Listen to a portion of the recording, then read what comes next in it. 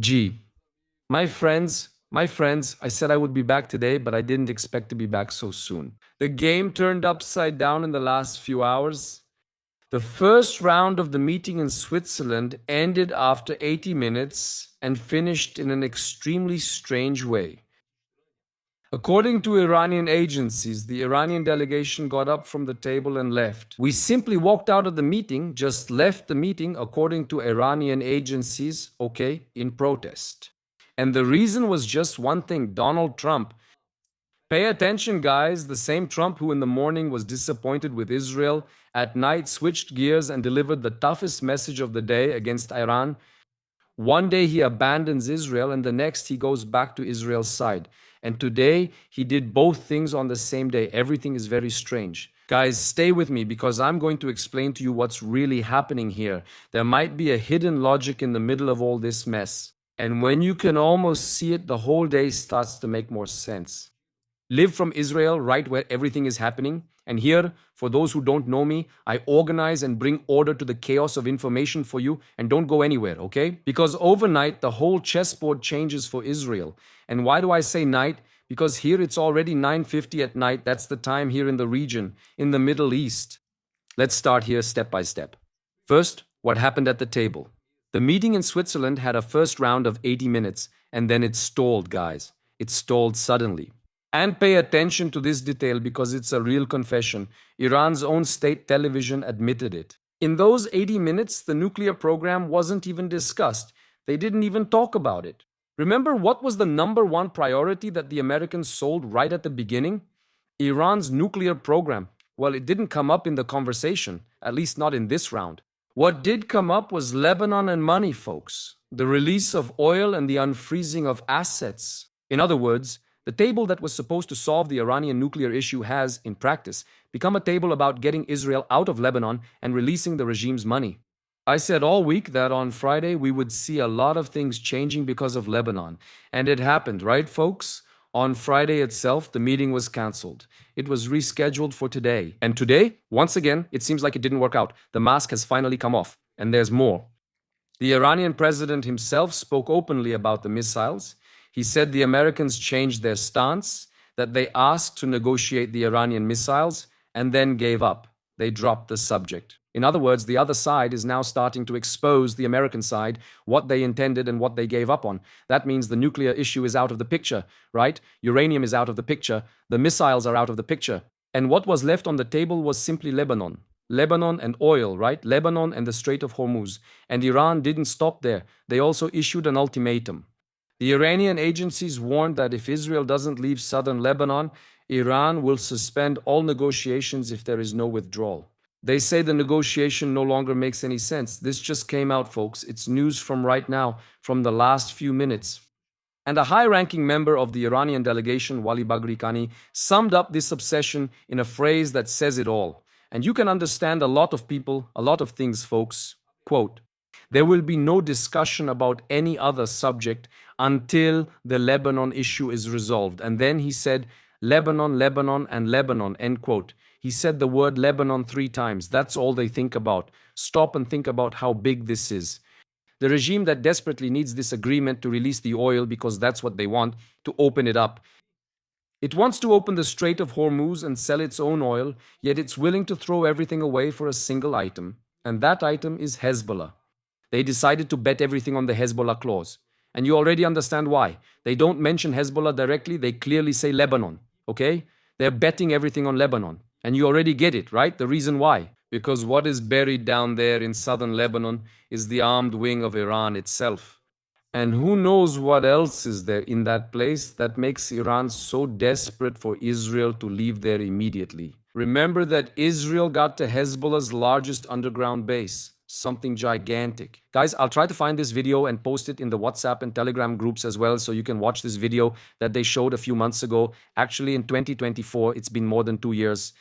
They posted this huge video of that enormous place down there. Israel is starting to destroy this place and there are people down there trapped, which means it could be that someone important from the Revolutionary Guard is there along with the Hezbollah terrorists.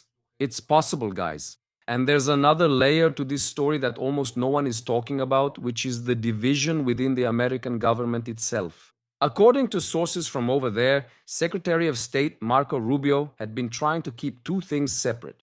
On one side, the war with Iran, on the other, the problem with Lebanon. But Trump's envoys, Witkoff and Kushner, who by the way are Jewish, right? For those who don't know, they're Jewish, did exactly the opposite. They included Lebanon, that is, in the very first clause of the agreement. And here in Israel, they read it exactly as it is. A concession from Trump's envoys to Iran. They put in this clause, and now, they don't want Israel to leave Lebanon. Go figure, you just can't understand how these guys are thinking. Honestly, you can't. In other words, it wasn't an accident to put Lebanon at the center of the agreement. It was a choice by those negotiating for the United States, and that's what's also putting more pressure on Israel. And now, going back to the table in Switzerland, according to Iran's own news agencies, the Iranian delegation stood up and left the place in protest against Trump's statements. I included some statements from the last video. If you haven't seen it, you can go back and watch it. In some of those statements, he woke up on the wrong side of the bed today and started making a lot of posts, several statements also on television, on the same day while everyone is trying to negotiate, right? But I want to point out here, to be fair with you as well, a diplomat who was in the room reportedly said it wasn't quite like that the Iranians didn't leave, and that the conversation continued until the end. Okay, it lasted until the end there, and then they left. There are people who talked about this. In other words, the reports differ at a certain point. I don't know if that diplomat was American trying to make the situation look better, but even in the mildest version of this story, everyone agrees on one thing. Trump's threats stalled the conversation and cast serious doubt on its future. And in the last few hours, Iran's demands have become even more absurd. Now pay close attention, everyone. For those who just arrived at this video, go ahead and hit the like button, click on the thumbs up, because I know you already forgot to do it, and so you don't forget to do it at the end of the video. Just do it now, everyone. In the last few hours, Iran's demands have become even tougher. According to a Lebanese TV network linked to Hezbollah, Tehran no longer just wants an end to the action in Lebanon. Now they're demanding three things to resume talks, to start talking again. One of them is an apology from Trump, that he walks back his threats, and a total withdrawal of Israel from southern Lebanon. Are you paying attention? Do you really think Trump is going to apologize? If that's true, that's not going to happen. And do you really think Israel is going to leave southern Lebanon? Of course not. So everyone already understands where we're heading, right? Where we're going. The regime that has its armed wing cornered underground is demanding that the President of the United States apologize in public. And just look at how confident these guys are. They demanded a public apology from the world's greatest power. This is something only a regime that feels completely in control of the situation would do. I've never seen a situation where they're feeling so victorious that they actually ask for and demand something like that. And the head of the Iranian delegation there, the President of Parliament, Gali Ghalibaf, didn't back down either. On the contrary, he took a harsher tone. Look at what he said to Trump. Quote, "We attach no importance to American threats, and they won't affect our positions or our decisions. They would do better to be careful with what they say, because our armed forces are ready to respond differently if necessary. And they don't understand that if their threats were good for anything, they wouldn't have reached this state of impotence they're in today. No matter how many statements and speeches they pile up, the ones who act and get things done on the ground are us." That's Ghalibaf. Okay? It's not Ghalibaf talking about us. Look at the audacity of these guys, right? A regime that has taken a beating, it's a fact, has taken a beating in recent months, that's under heavy sanctions, that has its armed wing cornered underground there in Lebanon, and even so, not only defies but also threatens back the greatest power on the planet, because it is the greatest power on the planet, whether you like it or not. That doesn't mean Iran is strong, it means something else. And pay attention, because it's more dangerous. It means that Iran is convinced it can afford to do this, that it can talk like this and not pay for it. And in the Middle East, my friends, it's not always the strongest who sets the tone. Sometimes it's the one who has the courage to say it, the one who has the courage to stand up to the other. You know what I'm talking about, right? For those who live here in Israel, the one who shouts the loudest is the one who wins everything. Isn't that right? It's all about shouting in the Arab world. In the Persian world, it's the same thing. The one who shouts the loudest and most forcefully ends up mattering much more than the strongest on the other side. And now pay close attention as well, because this is the turning point of the day. The most important information of all, right? In the middle of this standoff, Trump posted a message about Hezbollah and Lebanon. That was basically what started, besides the other things, of course, everything we've read here before, okay? And this message changes the game for Israel as well. Take a look at what he wrote. Quote, Iran must immediately order the armed groups it pays so much for in Lebanon to stop. If they don't stop, we will hit Iran again with great force, just like we did last week, only even stronger. End quote. He didn't say if Hezbollah acts. The answer falls on Hezbollah. He said if Iran's armed proxies in Lebanon don't stop, Iran will be the one to pay. What is it that they won't stop? The war against Israel. Hezbollah is fighting against Israel. And Hezbollah keeps firing at Israel. That means they are the ones to blame for the ceasefire problem, which still hasn't happened. 5 soldiers, remember, 5 Israeli soldiers fell because of Hezbollah. And he's saying exactly that. If they don't stop, things are going to get serious. That means he's holding the owner responsible, not the dog. That's what he's doing. And the one who confirmed that this is a change in doctrine was Morgan Ortagus. Remember Morgan Ortagus, who was the Trump administration's envoy to Lebanon? Remember that woman who in the end had an affair with a banker, something like that? From Lebanon, who bought an e-Joyce and Trump found out and kicked her out. Anyway, it was a mess. Or he sent her back to the United States and she continued in another role. So that same one, Morgan Ortagus.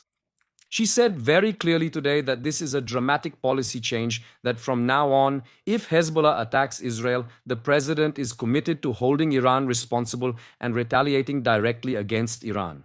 Now, let me explain this better to you or translate it for you into Portuguese as clearly as possible, because it's too big to just ignore. Trump is saying the following, in other words, okay? In other words, through proxies, any attack by Hezbollah against Israel will be treated as an attack by Iran, and Tehran will be made to pay, not Beirut.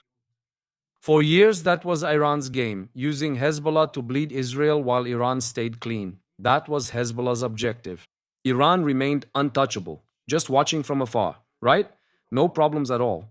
The arm would strike, but the brain never paid the price. What Trump is doing today, on paper, is breaking that shield.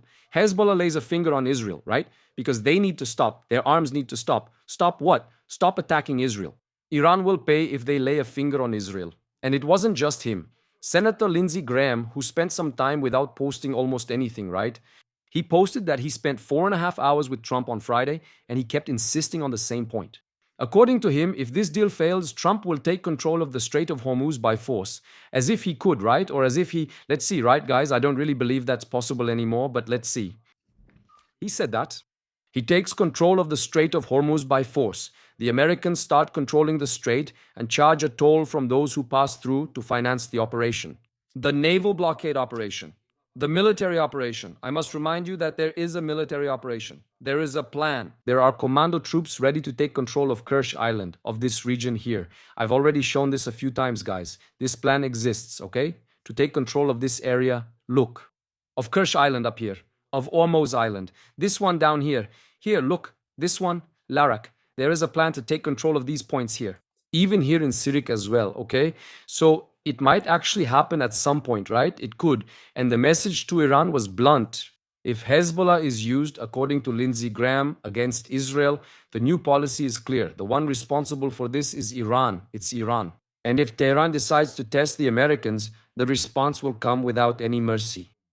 And the United States ambassador to Israel took the same stance and said that if these talks don't yield the right results, there will be serious consequences, and that the challenge Iran represents is not just Israel's problem, it's a shared security challenge. So put all that together, the president, senator who spent hours with Trump on Friday, and the American ambassador to Israel, all on the same night, sending the same message to Tehran.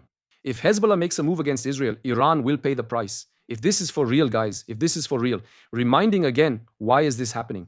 Because Hezbollah breaks the ceasefire and Israel responds.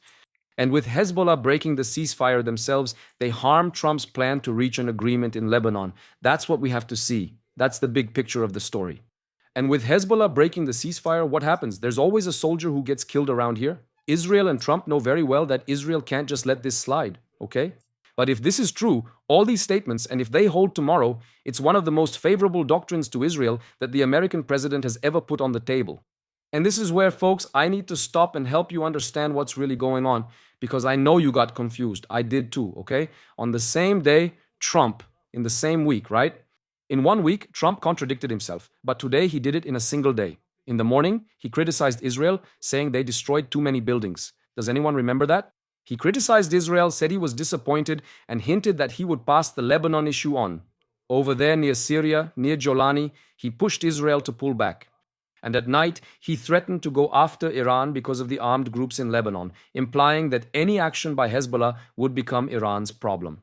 He embraced Israel. That's the truth. One day he lets go, the next he holds on again, in the morning he lets go, and at night he pulls back. How is that possible? You must be asking yourself. That's the question I ask. And look, I'll give you my take on this. Trump doesn't have a policy for Israel, nor does he have a policy for Lebanon. Trump has a policy for his own deal. That's Trump's policy. And it's not just about the deal, it's about his image. Just today, he posted that Obama spent years giving billions in money to Iran without ever truly confronting the world's biggest sponsor of terror. And that Iran got away with everything for 47 years until he came. You see the ego at work here, right? Ego is involved. Trump wants to be remembered as the president who finally brought Iran to its knees. That's a fact. Whether through negotiations or militarily, one way or another, he wants to bring Iran to its knees. He wants to go down in history. The man who achieved what no one else could. That's what he wants. He's going to try to do that. And that's what drives everything. To close the deal with Iran and sell it as his historic victory. But if he can't do that, there's always the other option. When it's Israel that threatens this deal by continuing to act against Hezbollah on the ground, Trump turns against Israel. We've already seen this. That's what happened earlier this week and again this morning. If Iran threatens the deal, walks away from talks, and causes trouble in the Strait, Trump opposes Iran. That's what happened tonight. It's night in Israel when I say night, okay? Same motivation, opposite targets. What doesn't change is not his side, it's his trophy. That's the truth, okay? It's hard for you to understand, it's hard to hear this, but that's the plain truth. So don't get excited too quickly, and don't get desperate too quickly either. The Trump at night who defends Israel is the same Trump in the morning who criticized Israel. Both serve the same agreement. And that's exactly why I'm telling you this very clearly. A position that changes in 12 hours is not a basis for you to build a country's security. Today's doctrine is great for Israel. Hezbollah gets close, Iran pays. Wonderful. But if it was announced on a post tonight, after a morning of disappointment with Israel, it can be unannounced at the next post, okay? So there's no way to know what might happen in the next post. Today, it's if they mess with Israel, I'll go after Iran. Tomorrow, if Iran comes back to the table calmly, it could change. Israel leaves Lebanon and doesn't interfere with my agreement. That could happen. Leave Lebanon now and don't interfere. They've already said that's happening behind the scenes.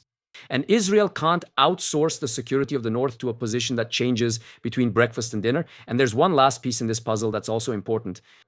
What made Trump turn to Israel at night wasn't love for Israel, it was Iran's own arrogance. That's what made Trump turn. Remember that Iran, what Trump is already being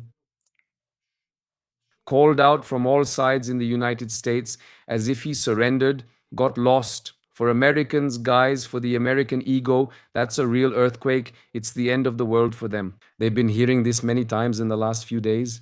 Did anyone see the image of the president, the prime minister, Qatar's ruler, arriving at the negotiations? He walks right past Vance. He doesn't even talk to Vance. Vance is left behind trying to shake the guy's hand. He didn't even notice Vance's existence.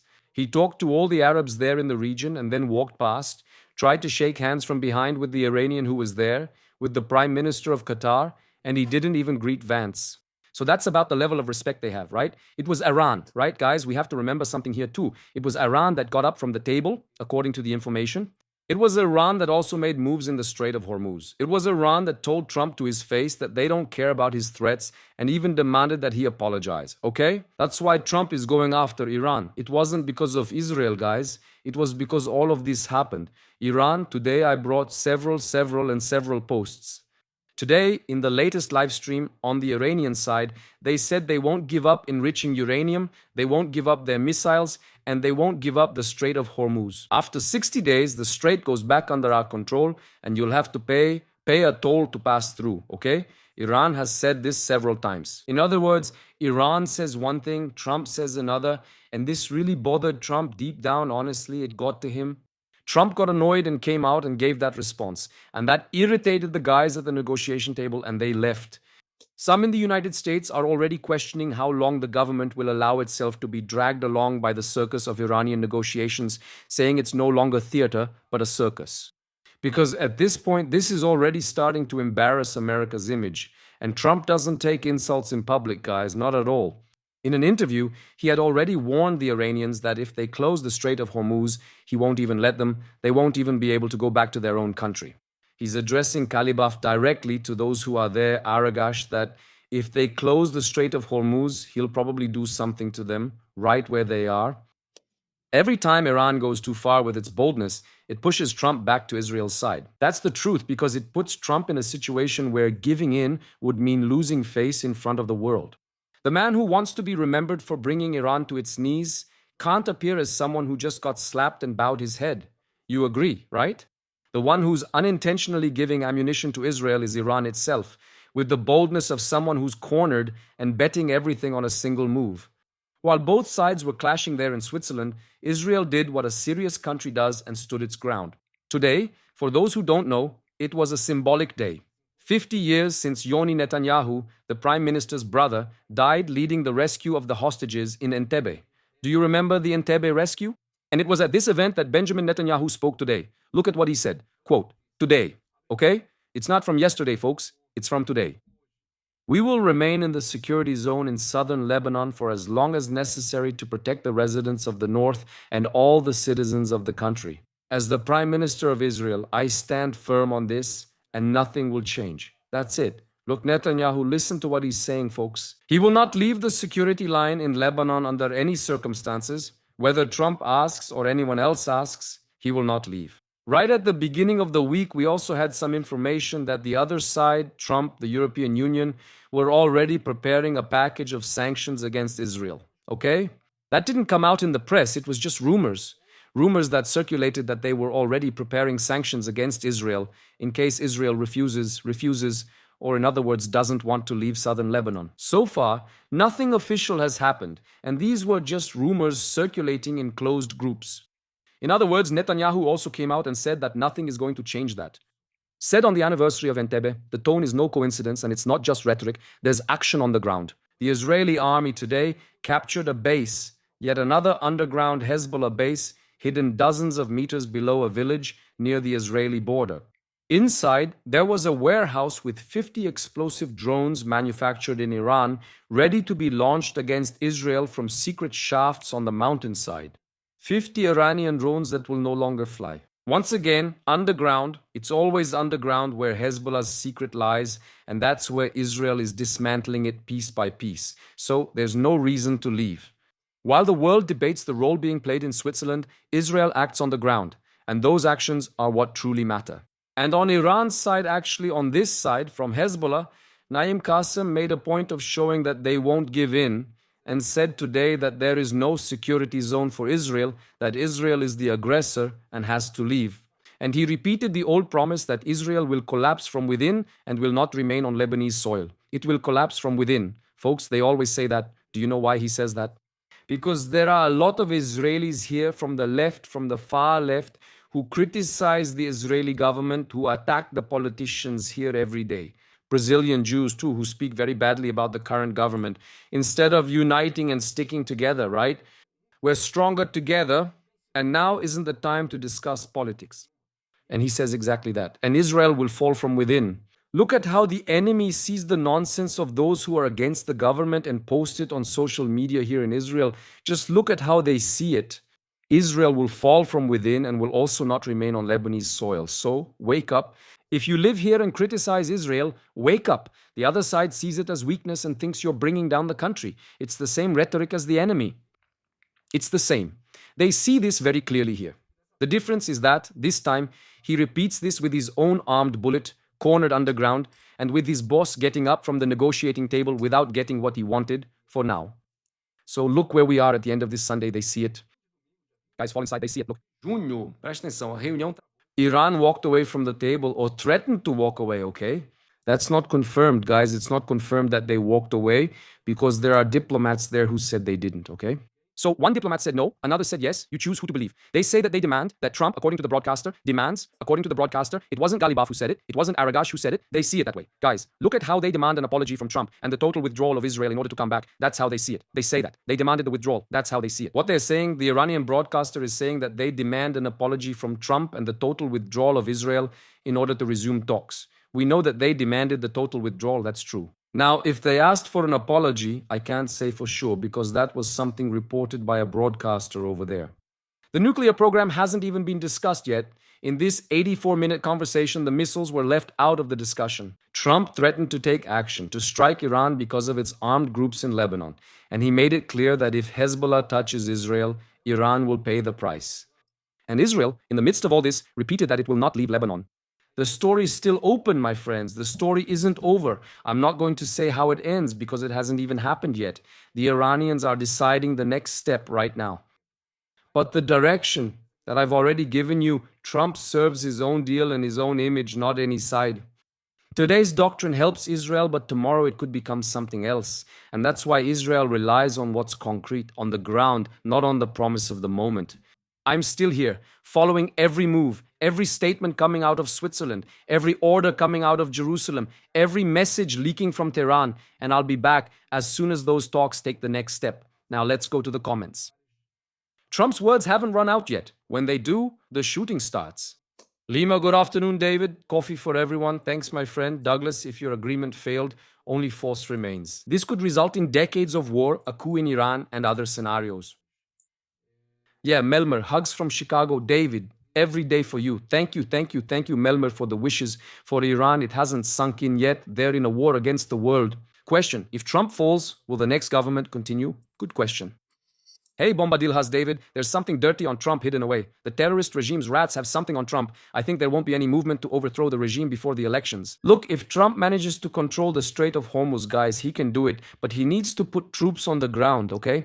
It's possible, but he needs troops on the ground. An airstrike alone won't solve this war. If the war resumes tomorrow, or the day after tomorrow, or even early this morning, he needs troops on the ground.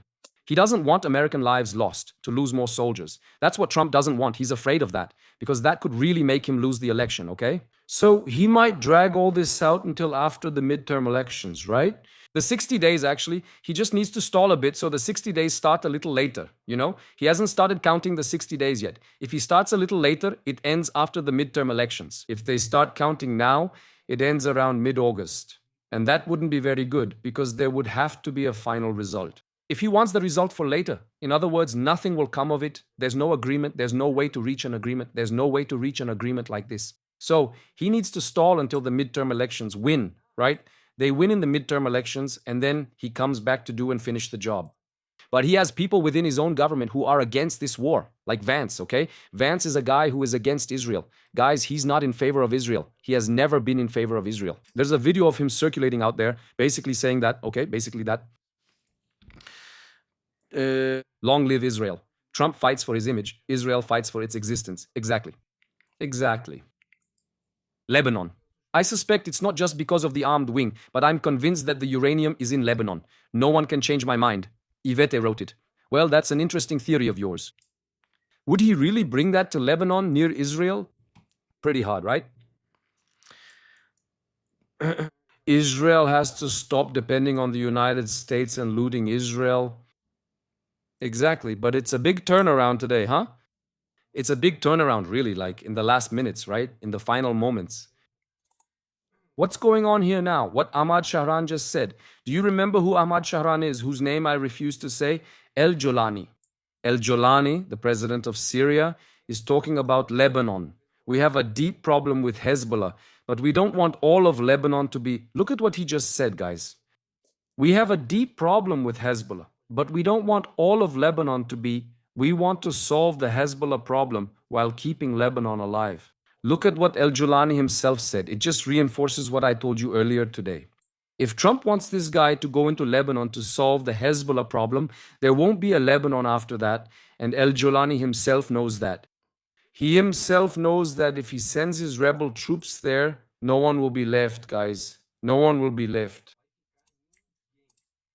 That shouldn't happen. That shouldn't happen. I hope Trump doesn't order it.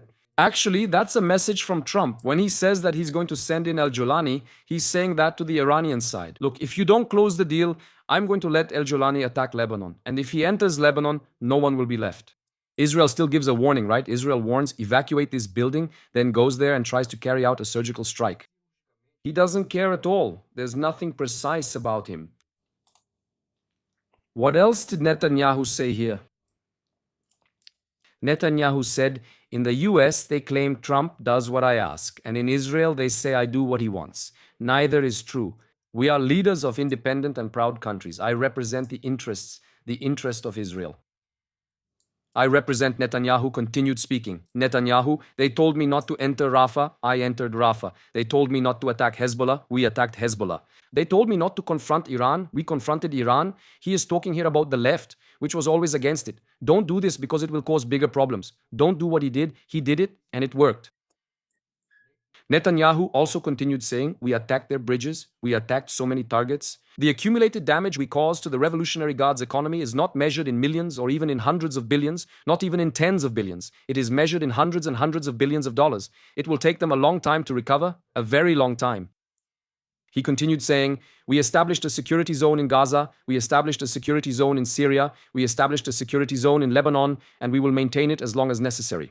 As long as we need to protect our people, we will remain in the security zone in southern Lebanon. The reason is completely understandable. No country would be asked to act otherwise.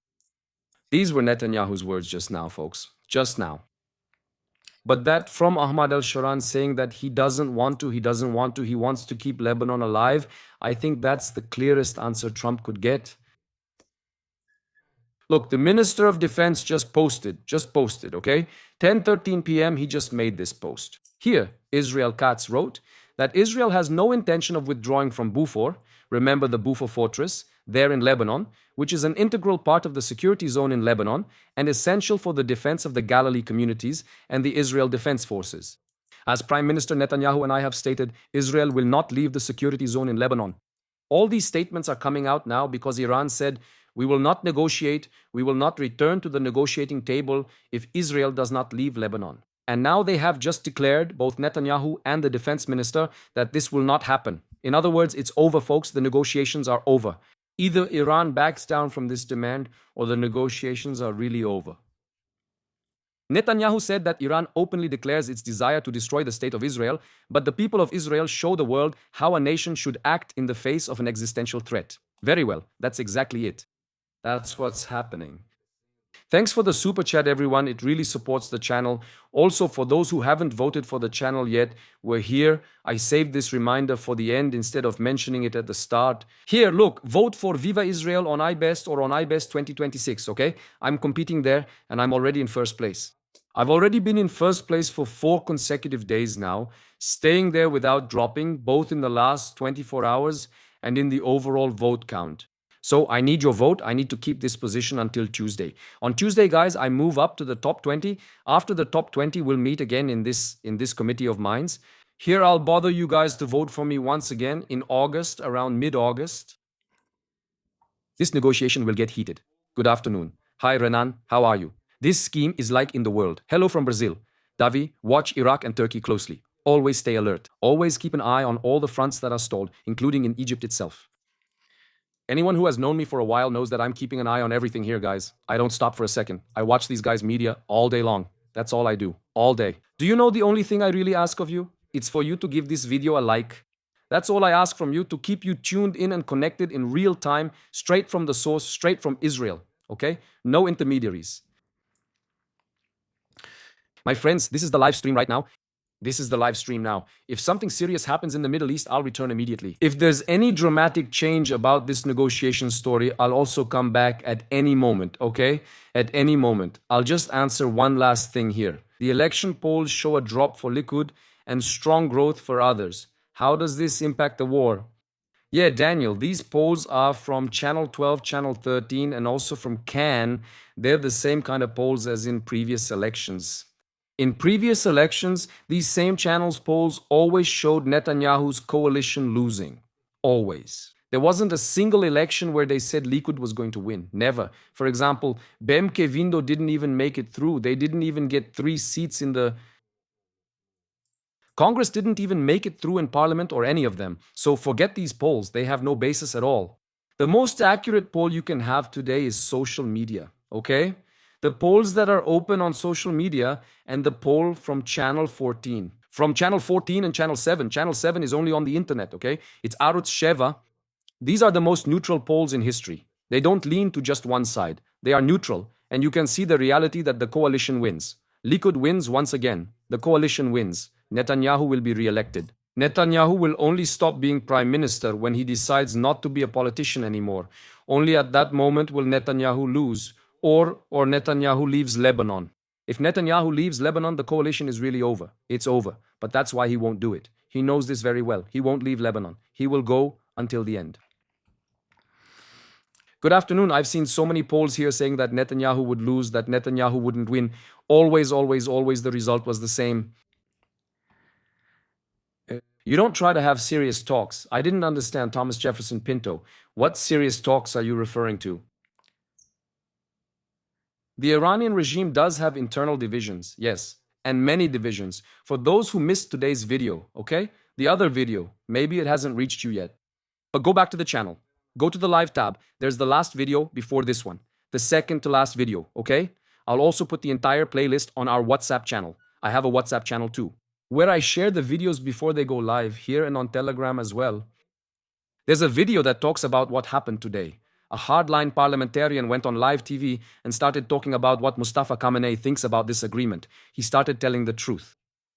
He started telling the truth. Just imagine, the guy goes live and starts telling the whole truth. That even reminds me of that Steven Spielberg movie where the woman goes live. For those who have seen it, right?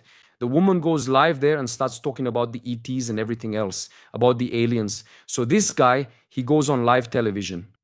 He starts talking about all of Mustafa's confidential documents, that he's against the agreement, against negotiating with the United States.